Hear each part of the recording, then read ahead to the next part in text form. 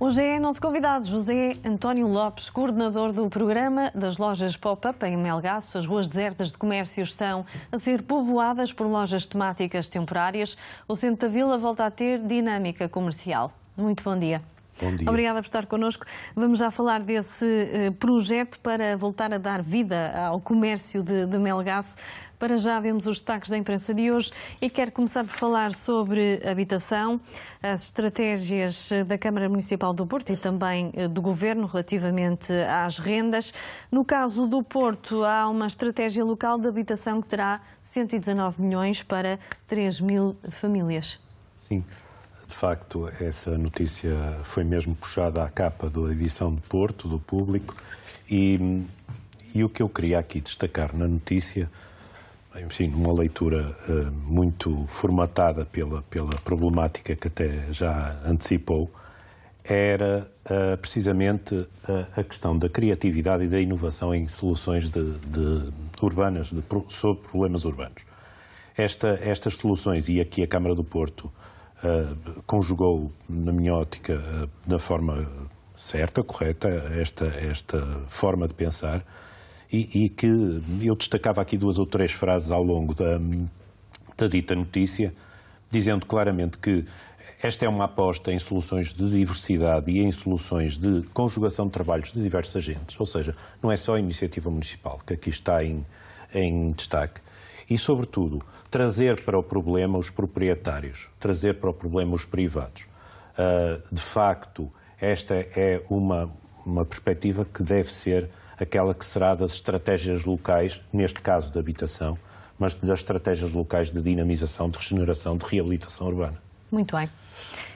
Tem também o programa do Governo sobre as rendas acessíveis. É um pouco uma ênfase complementar desta espécie de proatividade por parte da gestão pública. Aqui o Governo salientava a questão do programa de rendas acessíveis, mas no fundo como enfim, breve nota ou sublinhado daquilo que deve ser a iniciativa e a criatividade, porque há lugar para isso ainda, na ação das entidades de gestão territorial, no caso das autarquias ou de gestão nacional, como é o Governo.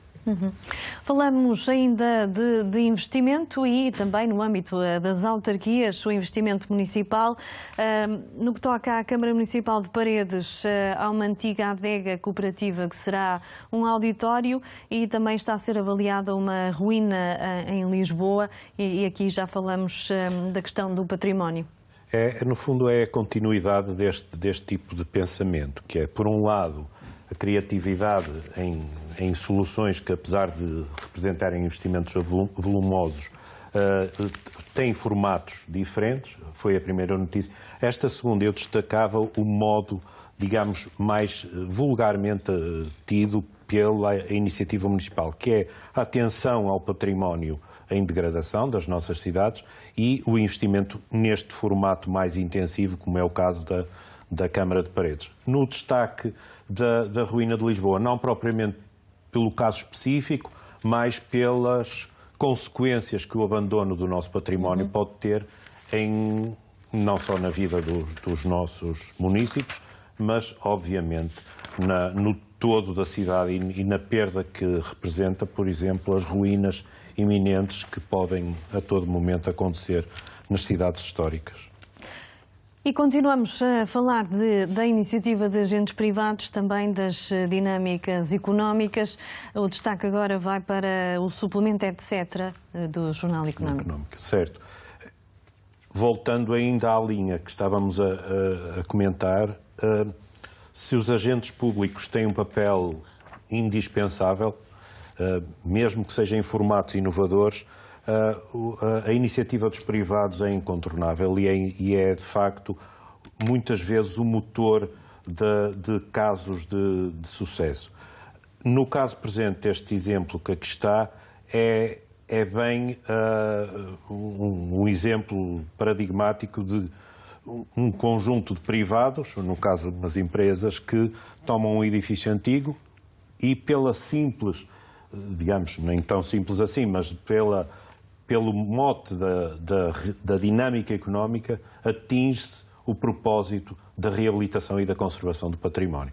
Neste caso, eu destacaria aqui porque me parece muito, muito interessante, do ponto de vista do trabalho e da articulação entre as dinâmicas privadas, entre si e com os agentes públicos, uma frase que aqui está dita pelos promotores, que diz que a peculiaridade destes processos é que os irmãos mais velhos estão lá e querem tanto auxiliar como aprender. Ou seja, os processos colaborativos em meio urbano acontecem não por concorrência, ou são bem-sucedidos não por concorrência, mas sim por colaboração.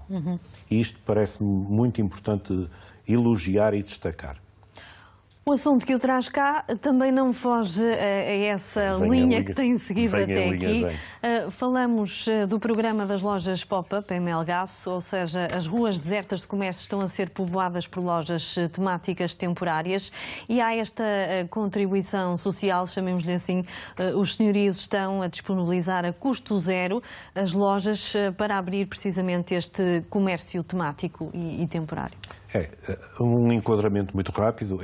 Este processo decorre de um programa europeu a que Melgaço muito bem conseguiu aderir e que é um processo no âmbito do programa Urbact e, portanto, de ações de regeneração e de reabilitação urbana e de ações sobre a cidade que promovam, digamos assim, o relançamento de processos que se entendem problemáticos. No caso em particular, a perda de dinâmica económica das nossas pequenas cidades decorre, e é consequência e causa, pois o ciclo é um bocadinho vicioso, da perda de dinâmica económica, por exemplo, do comércio tradicional. As ruas vazias tendem a afastar moradores e visitantes e, portanto, e não havendo clientes e moradores também provavelmente o comércio não subsiste. No caso presente, o exemplo partiu de uma cidade alemã que convocou uma série de parceiros europeus, 7 cidades para além da cidade de Altena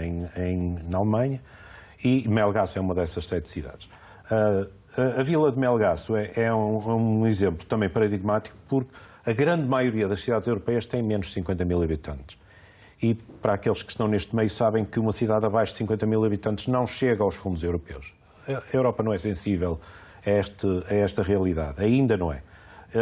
No caso presente, nós conseguimos implementar um programa em que convidamos os senhorios a entregar ao programa as lojas a custo zero e, de facto, houve aqui uma responsabilidade social e uma consciência do seu desempenho para a vila, desses proprietários, e depois angariar, digamos assim, um processo de coleção de empreendedores com novas ideias e com o risco também zero, porque se a autarquia, o município, o programa recebe uma determinada loja a custo zero, não paga renda, também é entrega ao novo empreendedor a custo zero. Portanto, o tentar de um novo negócio é feito com uma almofada muito grande e com risco mínimo.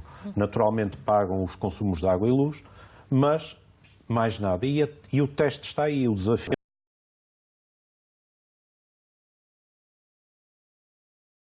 Tentar um novo negócio, ser uma rampa de lançamento. E fica mais fácil arriscar. É tudo muito mais fácil. José António Lopes, obrigada por ter vindo ao nosso jornal. Muito obrigado. A esta hora fechamos a emissão para a RTP Internacional. Por cá voltamos já a seguir um curto intervalo. Até já.